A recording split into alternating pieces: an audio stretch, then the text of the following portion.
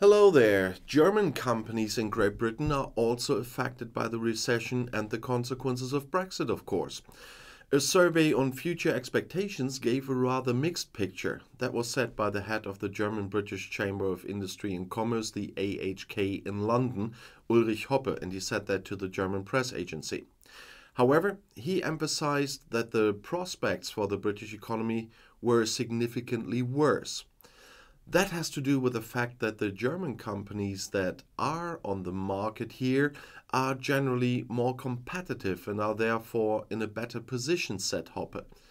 But of course, they also suffer from the fact that the economy here isn't growing as it would have if Brexit hadn't happened. True, Mr. Hoppe. Around 2,500 German companies are active in the UK, employing around 450,000 people. According to a survey of good 24 German heavyweights by the German Industry UK Association, they have been complaining about increased costs, more bureaucracy, and delays since Brexit. Great Britain falls out of the top 10 German trading partners for the first time, or did fall out in 2022. And fewer German companies are also coming to Great Britain, although the country is doing well in two future-oriented industries with offshore wind and hydropower, said AHK boss Hoppe. The pharmaceutical sector, with its excellent research location, also has a good future. A lot will happen here, said Hoppe. At the same time, he emphasized that due to the tightened immigration rules since Brexit, many skilled workers are missing. The expert does not expect the British side to deviate from their strict regulations. The current government is more interested in restricting immigration, he says. Germany is still the second most important trading partner for the British, said Hoppe. However, the drop in trade figures showed that Great Britain is trading significantly less overall than it used to. There was this whole idea of global Britain. It's still a mirage at the moment, said AHK boss Hoppe.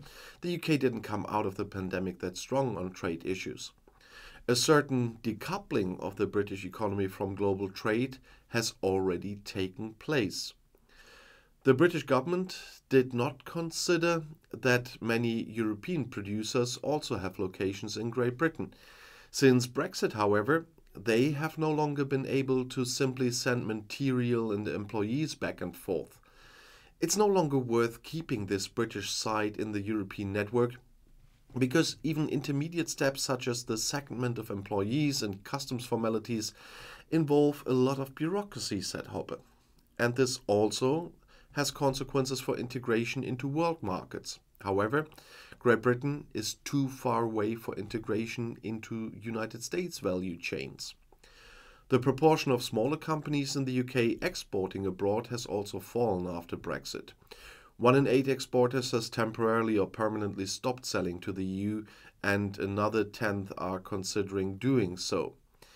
And I told you about the comments from Lucy Monks of the Federation of Small Businesses, which represents small businesses and the self-employed. Around a fifth of these companies are currently still exporting their goods or services abroad, according to the association, and according to them, this is the lowest level since the beginning of the pandemic, when restriction caused trade to collapse overall. But Great Britain left the European Union at the end of January 2020 and has also not been a member of the EU Customs Union and Internal Market since January 2021. The Brexit trade agreement, agreed at the last moment, ensures freedom from tariffs in most areas. Nevertheless, there are difficulties in trading due to increased bureaucratic requirements. Small companies want to trade and expand into new markets, but they still face hurdles, says Monks, and she's the International Relations Officer at the Industry Association. These included, for example, higher delivery costs and more papers to be filled out. The association hopes for future simplifications through the planned digitization of trade checks. Monks warned that the British government must also take into account the challenges and needs of smaller companies when negotiating further trade agreements. But it hasn't happened so far, with a few compared to the past. It's a few trade agreements the British have now. They are not very good for small and medium-sized businesses, let alone the two brand new ones, which were not mainly copy and paste from EU times, like Australia and New Zealand. They are even quite bad for small and medium-sized farmers, for example. And the Japanese one, the copy and paste with really some bad things in it, wasn't good either. And so I wouldn't count on this government to do that. And secondly, there will nothing change in case of easing.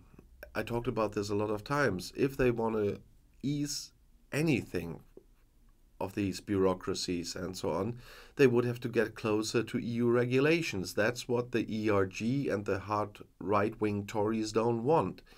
And so there is, well, a snowman has a better chance to survive in hell than we seeing a Tory government easing those parts of Brexit. Not in the near future. If they exchange all the current people, I don't know.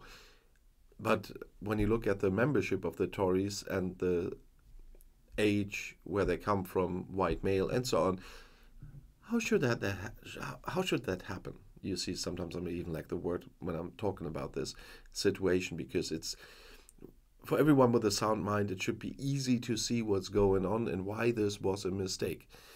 But they will never admit that it was a mistake. And on the other hand, this class system we still see in the UK is another problem. Look at who is in this government. What unbelievable amounts of money these people have. Why should they care for the little people out there? Well, I know why they should, but they don't. And so ordinary people in Britain are not of any interest for these people, and as long as they vote for them. And that's why a general election would be very interesting right now. But then we would get a Labour government that, I don't know, might do some things better. We will only see when it happens. But I'm not a fan of Labour, by the way, usually, because I am a conservative. A lot of people seem to forget this when they watch my videos. So I'm not a Labour fan. But when I, even as a conservative, have to say that it might be better to have Labour in government than the Conservatives, then you know there must be trouble. But the real problem will not end until the first past the post system is gone in British elections, because that gives a lot of power to a party that doesn't even have the majority in the elections. We see this with the current government. It was a major victory for Boris Johnson. Well, it was 42%. It was not a major victory. He didn't even get the majority, but only because of the electoral system.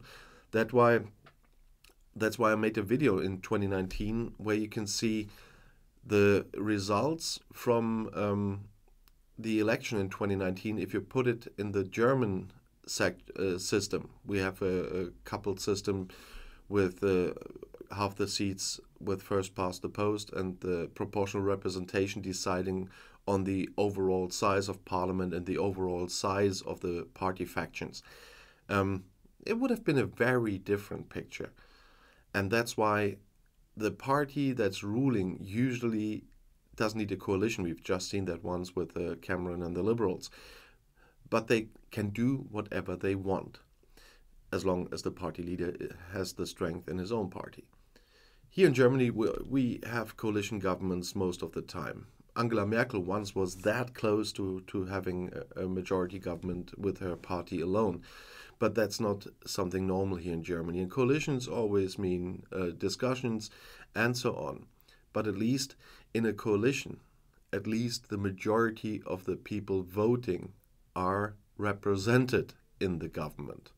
And that is a big difference. And the results are represented far more realistically than in a pure first-past-the-post system.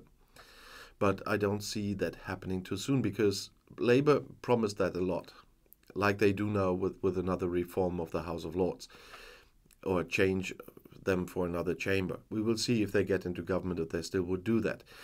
But there were promises of changing the electoral system, and once they were in power, they didn't change it either.